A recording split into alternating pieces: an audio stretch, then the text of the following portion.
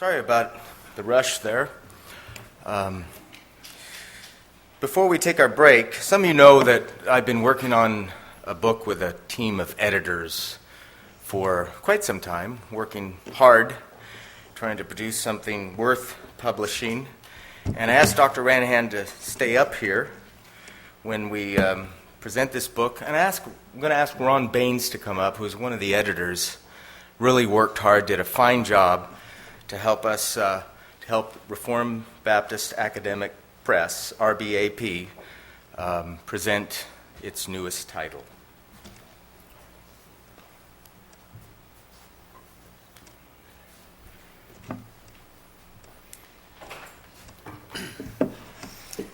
Thanks, Rich. It's a joy to be here. Let me just give a couple words of introduction. Many of you don't know me. I turned 59 2 weeks ago. That probably isn't a great revelation to you or profound in any way. But some things happen as you get older. I remember turning 30 and thinking, wow, I guess I'm really a man now. Maybe this gives you more insight into my youth than I would care for you to know, but at any rate, I remember turning 40 and thinking, okay, I'm getting mature. And when I turned 50, I thought, well, maybe I'll gain some wisdom. At 59, you begin to realize this is my last year in that decade. And looking back on a great reformer who did something with decades, I've looked at decades in my life as well and thought, oh, you start to gain some perspective. And one of the things that I have done through the years is I've thought about those who've had huge influence in my life. And I remember some years ago sitting in a conference with Timothy George beside Dr. Renihan, and Timothy George encouraged us to read Old Dead White Guys.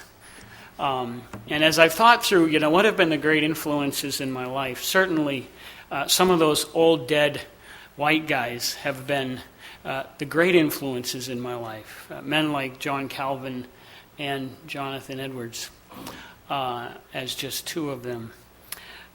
But at the same time, I've come to realize that occasionally God brings people into your lives that influence you that aren't dead yet. And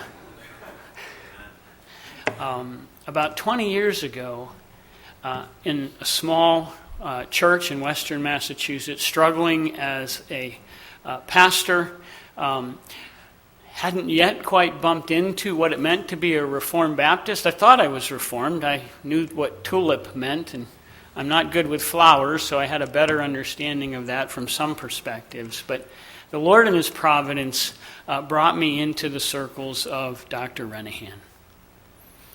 And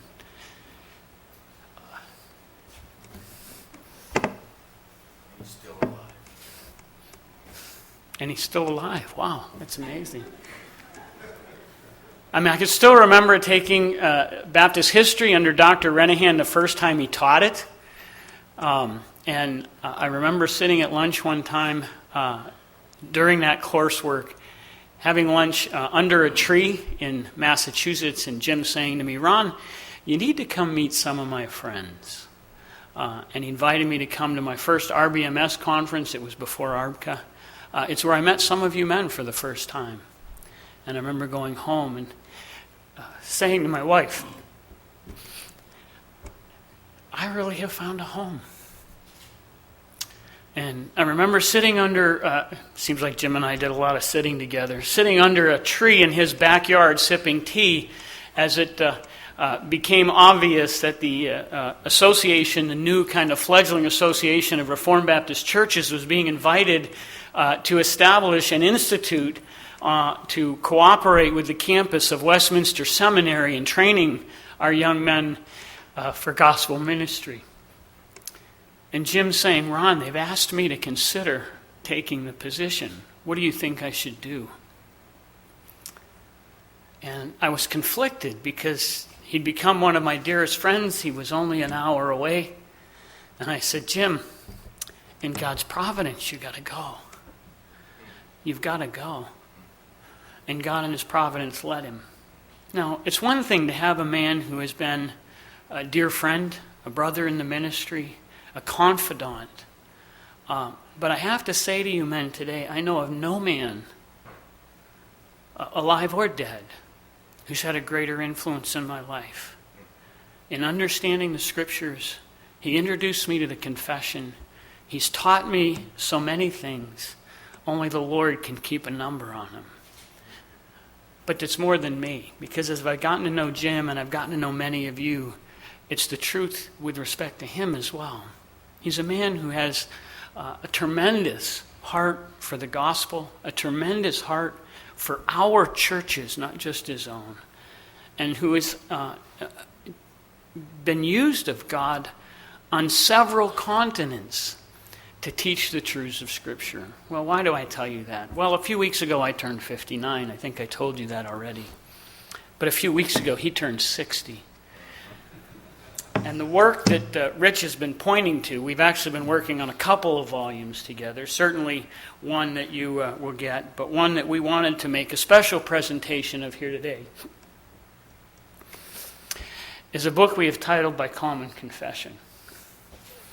Essays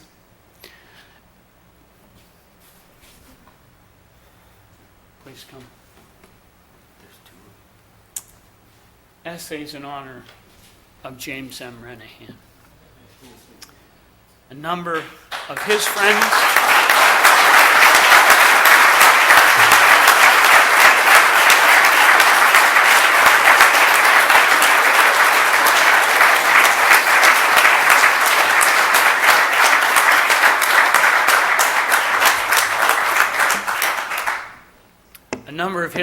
who are now my friends, those he invited me to get to know. A number of those who are friends of ours outside of Reformed Baptist circles, but dear brothers in the Lord, have contributed both chapters and tributes to this dear brother. There are others who wanted to contribute, but by God's providence were unable. But Jim, we thank you for your many labors, and we want to give you some honor here today. Well, thank you. I truthfully had no idea of any kind. Good. And when people started walking across and I saw Beth and Nathan and then Dave Van Drunen, where's Dave? I saw him come. There's Dave. And John Fesco, I thought something is going on here. Thank you very much. Thank you. I don't know what else to say, but glory be to God. Thank you.